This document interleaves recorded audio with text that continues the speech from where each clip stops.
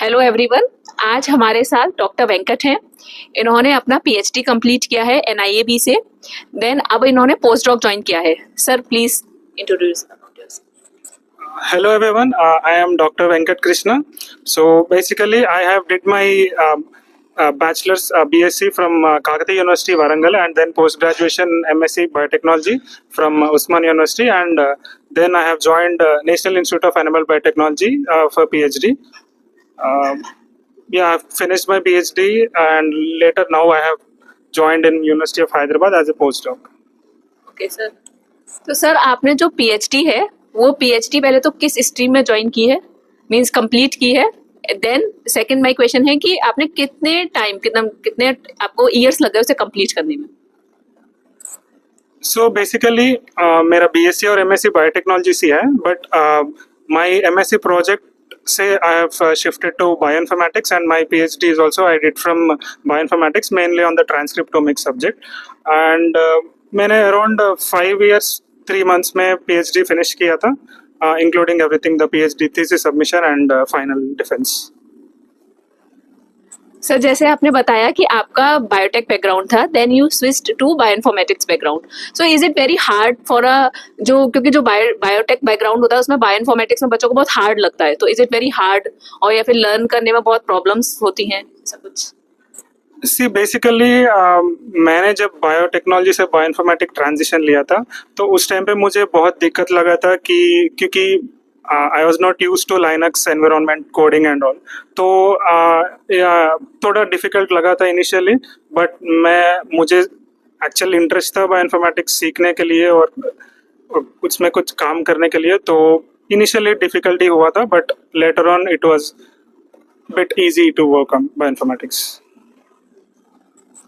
Sir my next question is कि जैसे कि पीएचडी होता है 5 इयर्स का, पर कुछ लोग होते हैं उनका एक्सीड कर जाता है 5 इयर्स से, या किसी का होता है कि किसी को जल्दी कंप्लीट हो है, तो क्या ये है कंपल्शन कि हमें 5 इयर्स में ही कंप्लीट होना चाहिए, या हम क्या ऐसा करें कि with in time frame complete हो जाए?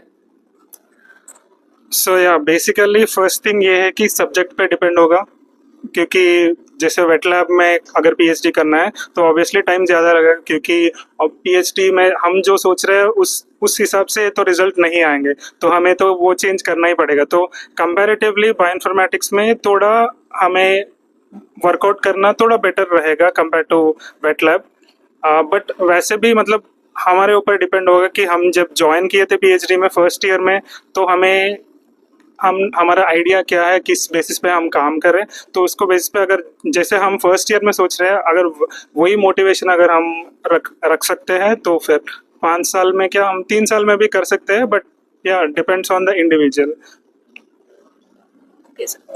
सर अच्छा, जैसे आपने एनआईएबी से पीएचडी किया है, तो जैसे कुछ स्टूडेंट्स के मन में बहुत कंफ्यूजन रहता है कि उन्हें आईआईटीज में ही करना है या एनआईटीज में इंस्टीट्यूट ज्वाइन करें, वो क्या करें, तो इसका क्या आपका ओपिनियन है इस चीज पर? सी इंस्टीट्यूट कहाँ से पीएचडी करना है या फिर कौन सा गाइड के अंडर करना है, वो सब भी मैटर करते हैं, बट जैसा मैंने बोला था कि इंडिविजुअल पे ज़्यादा मैटर करता है कि कई लोग ऐसा है कि यूनिवर्सिटीज़ में करके भी कई लोगों का बहुत जल्दी भी हो जाता है, कई लोग 10-12 साल भी पीएचडी करने वाले लोग भी हैं. वैसे इंस्टीट्यूट्स में भी लोग होते हैं कि जो जल्दी कंप्लीट कर सकते हैं, जो लोग 10 साल भी लेते हैं, बट वो इंडिविजुअल पे डिपेंड होता है कि हमारा प्लान क्या है, हमने कैसे काम किया था, और फर्स्ट ईयर से लेके अगर आप मोटिवेटेड रहे कि पीएचडी हमें जल्दी ख़त्म करना है करके, अगर आप वही मोटिवेशन से चल रहा है, तो आप किस इंस्टीट्यूट पे ज्वाइन किया था, किसके अंडर ज्वाइन किया था, वो सब मैटर नहीं करते हैं. बेसिकली ये है कि पीएचडी आप जितना जल्दी फिनिश कर सकते हो, वो इतना बेटर रहेगा आपके करियर के लिए.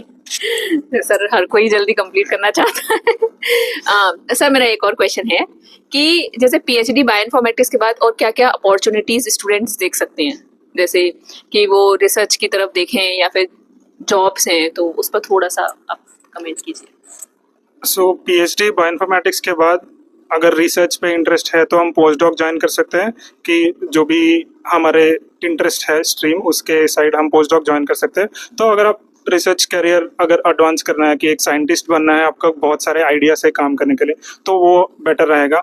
अगर आपको ऐसा है कि एक जॉब सिक्योरिटी चाहिए, सैलरी चाहिए, अगर आपको उतना मतलब आइडियाज वगैरह नहीं है बट आपको एक प्रॉपर सेटल्ड जॉब चाहिए, तो अगर आप इंडस्ट्री के साइड जा सकते हो, जैसे कि बायोइन्फॉर्मेटिक्स के लिए स्पेशली आजकल एनजीएस तो बहुत पॉपुलर हो गया है, तो एनजीएस एनालिसिस का बहुत सारे कंपनीज हैं, तो उसमें आपको जॉब मिलेगा। अगर ये इन सब के अलावा आप एक टीचिंग साइड भी आप जा सकते हो एकेडमिक्स में, कि आप विद अ पीएचडी आप पोस्ट ग्रेजुएशन स्टूडेंट्स को आप पढ़ाई कर सकते हो।